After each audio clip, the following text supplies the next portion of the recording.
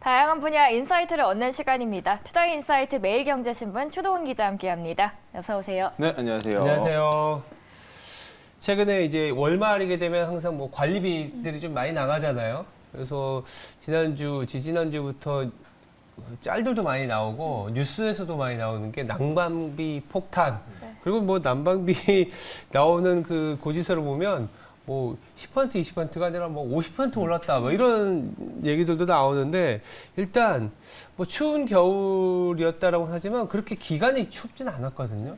이게 왜 이렇게까지 된 건지 한번 짚어볼 필요는 있을 것 같아요. 네, 이게 경제적으로도 연관이 되어 있습니다. 이제 인플레이션 이슈가 이렇게 덮쳤다라고 볼 수도 있을 것 같은데요. 자, 국제 원유나 LNG 가격 등의 급등이 있었음에도 불구하고 국내 시장에선 이러한 인상폭을 제대로 반영하지 못한 것이 뒤늦게 후폭풍을 일으켰다라는 것이 전반적인 분석입니다. 자, 미국이나 유럽과 같은 지역에서는 이제 원유나 기본 가격이 올랐던 만큼 실질적인 체감 효과도 높았지만 국내 같은 경우에는 계속 그것이 미루어졌다라는 것인데요. 자, 이런 부분에 있어서는 정치적인 이슈로도 지금 번지고 있습니다. 여와 야가 이 상황에 대한 책임 공방을 놓고도 치열한 이제 대결을 벌이고 있습니다. 여당 같은 경우에는 이 부분이 지난 정부, 문재인 정부 때 올렸어야 될 때 올리지 않은 것이 지금 뒤늦게 지금 문제를 일으키고 있다라고 주장을 하고 있고요. 야당 같은 경우에는 지금 정부가 가지고 있는 문제를 전 정부 탓만 한다라며 책임을 지고 있지 않는다라는 이야기로 서로 맞받아치고 있습니다.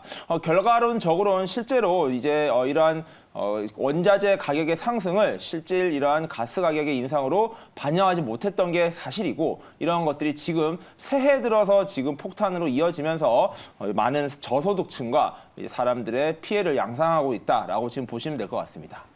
자, 그런데 에너지 비용은 사실 소비자 입장에서 쉽게 줄일 수 있는 품목이 아니잖아요.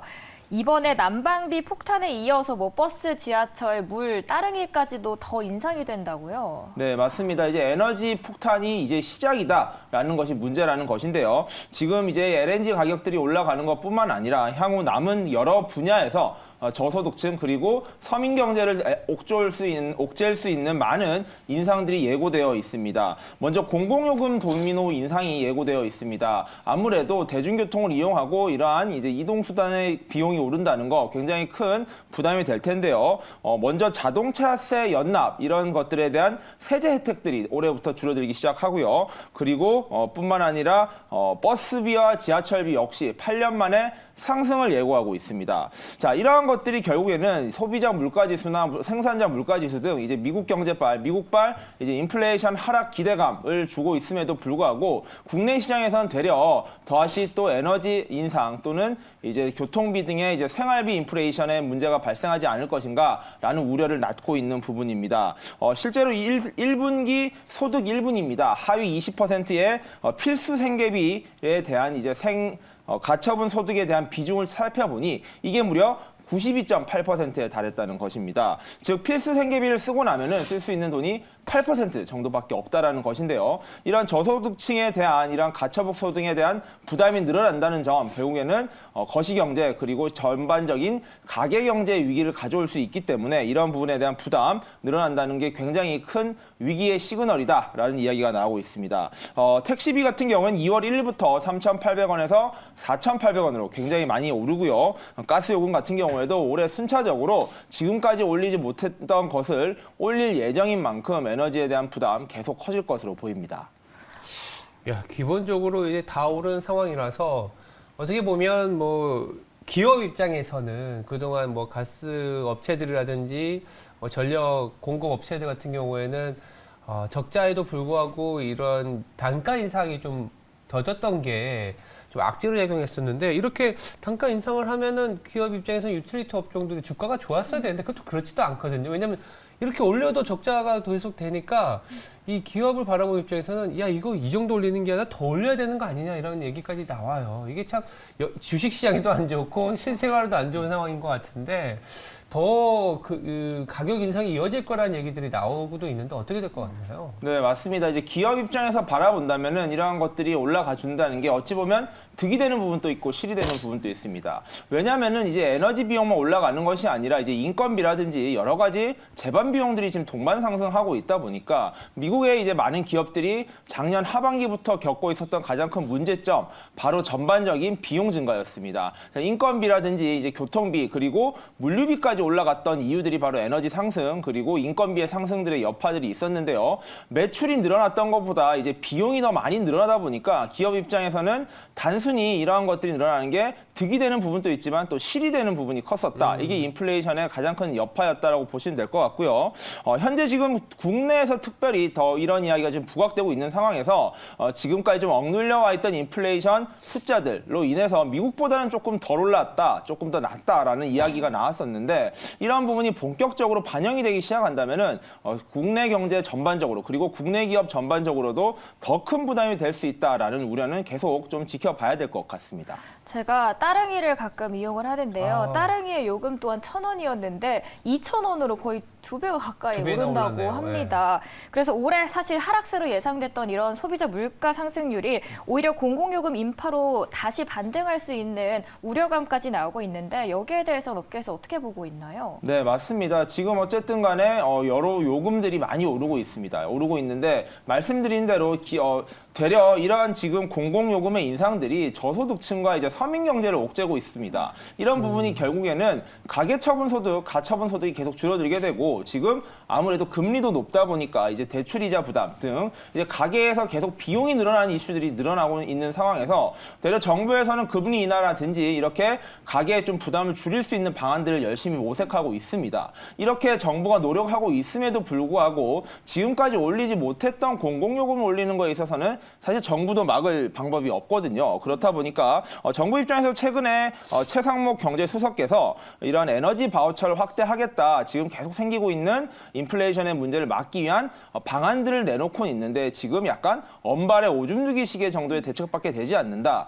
근원적인 이런 문제를 해결할 방법이 없다면은 문제가 될 것이다. 라는 반대의 의견이 나오고 있습니다. 이런 부분을 지금 정부 쪽에서도 당연히 알고 있고 이 문제가 자칫 잘못하다가는 국내 가계 경제 전반적으로도 위기 확산을 가져올 수 있다라는 점을 인지하고 있기 때문에 이런 부분에 대한 정부의 대책은 아마 앞으로도 계속 발표될 것으로 보입니다. 이런 부분을 좀 한번 예의주시해서 보시면서 좀 대안들을 살펴보는 것도 방법일 것 같습니다. 네, 뭐 연초 주식시장의 분위기와는 달리 이제 세미 경제는 조금은 아직은 풀리지 않고 있기 때문에 빨리 약간 해결책이 나왔으면 좋겠습니다. 그럼 이슈를 조금은 다른 이슈를 좀 볼 텐데 뭐 수출과 관련된 아니면 우리 전체적인 산업과 관련된 얘기를 해볼 텐데요. 미국이 지금 대중 규제를 전방위로 하고 있지 않습니까? 물론 전체적으로는 또 그 안에서 또 협력하는 부분이 있긴 하지만 전체적인 분위기는 미국이 이제 뭐 특히 신기술 업종을 중심으로 규제가 들어가고 있어요. 근데 여기에 일본이라든지 네덜란드처럼 이제 우호 국가들 중심으로는 좀 확산되는 느낌이거든요. 어떤 내용이 있으면 우리나라에도 좀 적지 않은 영향이 있을 것 같거든요. 좀 짚어볼 필요가 있을 것 같습니다. 네, 맞습니다. 이제 국내를 대표하는 산업 바로 반도체 산업입니다. 네. 이제 반도체 산업이 대한민국의 이제 미래 먹거리이자 현재 최고의 핵심 산업이라고 볼 수 있는데요. 자, 문제는 이제 미국과 중국의 갈등, 그 사이에 끼어 있는 한국의 가장 큰 어려운 딜레마 상황이라는 것입니다. 자, 미국 같은 경우에선 최근에는 이제 반도체 굴기를 선언하면서 바이든 정부부터 반도체 메이드 인 아메리카 지금 기조를 계속 유지하면서 이와 더불어 하나의 축, 바로 중국과의 갈등을 계속 이어가고 있습니다. 자, 대중 규제를 강화하고 있고요. 그리고 직접적인 규제보다도 중국산 제품에 대한 사용, 이거에 대한 그리고 세금 혜택 등을 줄여나가는 방식으로 지금 압박을 가하고 있습니다. 자, 이런 가운데 이제 반도체에서 앞서 있는 국가이면서 미국과 우호적인 반대로 중국과는 약간 껄끄러울 수 있는 국가들이 미국의 편을 본격적으로 들고 나서면서 한국 기업들에게 굉장히 난처한 상황이 지금 연출되고 있습니다. 바로 이제 일본과 네덜란드가 대중 규제에 사실상 합류를 했는 상황입니다. 자, 일본 같은 경우에는 대중 수출 금지 품목을 확대를 추진하겠다라고 입장을 밝혔고요. 이런 것들이 단순히 확대뿐만 아니라 법 개정까지 통해서 진짜로 이제는 중국에 관련된 이제 껄끄러운 관계를 사실상 공표한 상황까지 이르렀습니다. 자, 네덜란드 같은 경우에는 ASML과 같은 반도체 장비 기업들을 이제 가지고 있습니다. 물론 미국에 상장되어 있기도 한데 이러한 이제 노광 장비들을 수출하는 기업인 네덜란드 기업에서도 중국으로의 수출을 금지하겠다라는 관련 입장들을 발표하면서 중국의 입장을 좀 좁혀나가는 위치를 굉장히 좁게 만드는 이야기들을 하기 시작했습니다. 자, 이렇다 보니까 이제 한국 입장에서도 사실상 이러한 부분에 대한 동참 의지가 있긴 했지만 실질적인 행동까지는 액션 플랜까지는 아무래도 부담이 컸었던 대한민국 기업들도 이제는 좀 눈치를 봐야 되는 상황이 아닌가라는 이야기가 미국에서도 계속 나오고 있습니다. 일단 대표적으로 SK 하이닉스, 삼성전자 이 두 개의 국내 기업들이 있는데요. 이 두 기업 같은 경우에도 중국에 공장이 있다 보니까 이러한 부분을 어떻게 대중 규제로 확대를 해야 되는가에 대한 고심에 빠졌다라고 보시면 될 것 같습니다. 자, 국내 기업은 지금까지 이러한 미국의 제재 방침, 대중 방침에 좀 동조하는 방식을 결국엔 미국에 대한 투자를 늘리고 미국의 공장들을 늘리면서 이런 것들에 동참해 왔었는데요. 만약 직접적인 대중 규제까지 합류를 하라라는 압박이 강해진다면 중국 산업의 중국 기업들, 중국에서 지금 공장을 하고 있는 이제 한국 기업들 입장에서는 굉장히 난처한 상황에 빠질 것으로 보입니다. 자, 미국 같은 경우에는 작년 10월부터 중국의 반도체 제조 장비 또는 설계 소프트웨어를 판매할 경우 미국 상무부의 허가를 받도록 해놓은 상황입니다. 이런 식으로 규제 그리고 미국과 중국의 갈등이 계속 커지는 상황에서 과연 이제 한국 기업들이 어떻게 이런 부분을 헤쳐나가야 될 것인가 앞으로 좀 중요한 관전 포인트가 될 것으로 보입니다. 네, 이렇게 반도체 경쟁이 심화되는 와중 속에서 이 나노 기술 공정 경쟁에 참전하는 게 또 인텔과 라피더스입니다. 이들에는 어떤 영향을 받을까요? 네, 지금 이제 정치적으로 또 지정학적으로는 이제 중국과 미국의 갈등 이것이 산업적으로 굉장히 큰 여파라면은 이제 기술적으로 봤을 때도 이제 한국 기업들을 위협하는 이제 경쟁자들이 계속 커지고 있다라고 보시면 될 것 같습니다. 자, 29일입니다. 업계 등에서 따르면은 일본이죠. 라피던스가 2025년 상반기까지 2나노 기술 최첨단 반도체 시제품 라인을 구축하겠다라는 목표를 밝혔는데요. 자, 라피더스는 일본 정부가 주도하는 기업, 이게 반도체 협력팀이라고 보시면 될 것 같습니다.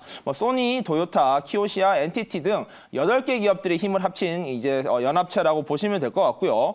현재까지 나와 있는 반도체 최신 기술은 3나노 기술입니다. 3나노 기술을 삼성전자가 작년 6월에 세계 최초로 시작을 했었고요. 이제 TSMC입니다. 이제 경쟁 업체이죠. 이제 TSMC가 작년 12월에 양산에 돌입하면서 이 두 기업 대표하는 반도체 기업들이 현재 주도하고 있는 기술 경쟁의 최전선이라고 보시면 될 것 같은데요.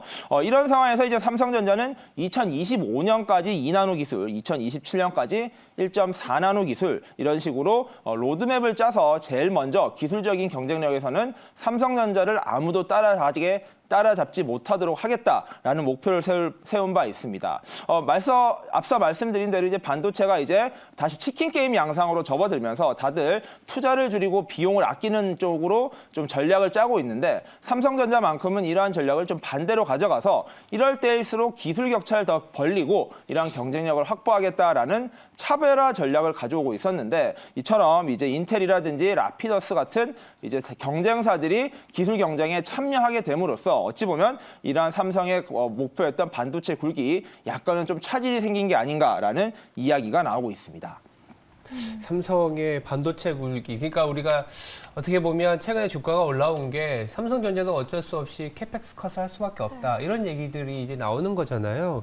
이렇게 보면 그동안 한 달 정도 보면 또 기세 좋게 올라왔었던 시장, 그 중심에 반도체가 있었는데 이 노이즈가 다시 시작이 되는 건지 좀 우려 섞인 시각들도 있을 수 있거든요. 계속 이 정치적인 거는 어떻게 보면 이제 중장기적인 거기 때문에 단순히 이 한 사안만 볼 수 있는 건 아니라서 계속 나오겠죠, 이런 내용들이. 네, 맞습니다. 지금 현대자동차 같은 경우에는 그런 IRA 같은 네, 이제 맞아요. 규제 법안이 문제가 되고 있고, 이제 반도체 쪽에서는 아무래도 이러한 대중 규제와 관련된 그리고 미국의 반도체 중심 이제 정책들이 문제가 되고 있습니다. 지금 각 기업들은 열심히 사업을 하고 있고 그리고 각 국가별로 이제 전략을 세팅을 해서 가져가고 있는데 이처럼 여러 가지 규제 관련 이슈들이 터져 나오는 것들이 계속 발목을 잡는 모양새입니다. 특히 앞서 말씀드린 일본 기업과 달리 인텔 역시 이러한 것들을 이러한 기술 개발을 열심히 하고 있다는 게 이게 미국의 전폭적인 지지를 바탕으로 이루어지고 있다는 거. 이게 또 핵심이 될 것 같은데요. 인텔 같은 경우에는 2023년 하반기에 3나노, 24년에 2나노 그리고 25년에 1.8나노 기술의 이제 반도체 공장을 생산을 하겠다라고 지금 선언을 한 상황입니다. 아무래도 이런 기술 경쟁은 이제 동아시아 국가죠. 이제 대만이라든지 대한민국에서 주도를 해왔었는데 이번엔 아예 인텔, 미국에 있는 직접 기업이 대표 기업이 이러한 반도체 기술 경쟁에 뛰어들었다는 것은 어찌 보면 대한민국이 가지고 있던 경쟁력을 조금 더 악화시킬 수 있는 악재라고도 볼 수 있는데요. 이러한 인텔의 이제 기술 경쟁력을 갖춰가는 데는 미국 정부, 이제 바이든 정부의 굉장히 큰 이제 백그라운드에서 지원이 있기 때문에 이러한 미국 기업들이 기술 경쟁에 본격적으로 끼어들었다는 것도 조금 조심해야 될 포인트로 보입니다. 국내 기업 같은 경우에도 이제 반도체 산업이 최근에 조금씩 올라오고 있었는데 이런 규제 이슈들은 언제든지 나올 수 있고 사실 정부의 마음 먹기에 달린 부분이다 보니까 이런 부분에 대한 대처가 지금 계속 조금씩 어려움이 겪고 있다는 거 이런 부분은 항상 좀 예의주시를 해야 될 것 같습니다. 조금 더 긍정적인 부분을 한번 이야기를 해보자면 반도체 안에서도 사실 다양한 분야가 있는데 그렇죠. 메모리가 반도체 중에서 가장 높은 성장세를 이룰 거다라는 전망이 나오고 있는데 그 훈풍은 어느 정도일까요, 한국엔? 지금 산업연구원에서는 2025년도에는 결국에는 지금의 양강구도, 이제 대한민국과 대만의 양강구도가 좀 다시 또 재편될 것이다. 미국이 합류할 것이다. 라고 말을 했고요. 27년도에는 이제 대만과 한국, 미국에다가 일본이 껴서 들어오겠다라고까지 이야기를 하고 있습니다. 물론 이제 한국 기업들이 비메모리와 메모리 두 개 산업 전부 다 전반적으로 잘하고 있습니다. 물론 이제 또 비메모리에서도 이제 삼성전자가 특별히 강점을 가지고 있고요. 메모리 산업 같은 경우에도 열심히 하고 있는 부분이긴 합니다. 자, 그렇다 보니까 이게 어떤 특정 분야가 어떻게 기술을 좀 더 가져갈 것인가, 경쟁력을 확보할 것인가는 시장의 변화에 계속 좀 사이클을 탈 것이다라고 좀 보셔야 될 것 같고요. 아무래도 비메모리 산업 같은 경우가 좀 더 사이클을 탈 것이고 이제 메모리 산업 같은 경우에는 기술적인 경쟁력 계속 좀 강화하는 방향으로 가져갈 것이기 때문에 당장은 좀 예상하기가 쉽지는 않겠지만 아무래도 이렇게 기술 경쟁력을 계속 확보해 가면서 시장을 이끌어 가다 보면은 또 다시 경제 회복 시그널이 오는 순간 그리고 수요가 폭발적으로 늘어나는 순간 삼성이 압도적인 경쟁력을 가져갈 수도 있다라고 좀 봐야 될 것 같습니다. 우리가 이제 예전에 사실은 기억을 더듬어 보면은 1980년대에 이제 미일 반도체 협정을 통해서 일본의 반도체 업종이 사실은 좀 쇠락의 길을 걸었거든요. 그 사이로 우리나라가 이제 비집고 들어오면서 1등 기업이 됐는데 지금 분위기는 그때와 같은 분위기로 해석을 많이 하고 있어요. 그래서 우리가 이게 반면교사로 일본처럼 되지 않기 위해서는 미국이라든지 이런 연구 개발을 그리고 정부 차원에서 그래서 많은 정책적인 지원이 들어가는 게 그런 측면에서는 괜찮은 것 같은데 지금 당장으로는 이 경쟁 구도가 2강 구도에서 3강, 4강 구도로 간다라는 거는 사실은 우리나라의 어떤 이익률도 좀 떨어질 수 있고 이게 당장은 아니지만 조금 뭐랄까요? 이 반도체와 전체적인 비메모리 쪽의 수율이 얼마나 우리나라가 빨리 올라오는지 이게 하나가 또 체크 포인트가 아니겠느냐라는 생각도 듭니다. 네, 비메모리와 메모리 안에서의 성장률이 어떻게 달라지느냐에 따라서 또 반도체 시장에 큰 영향을 미칠 것 같습니다. 오늘 이렇게 인사이트 있는 시간을 알아봤고요. 매일경제신문 추동훈 기자와 함께 이야기 나눴습니다. 오늘 말씀 잘 들었습니다. 네, 감사합니다.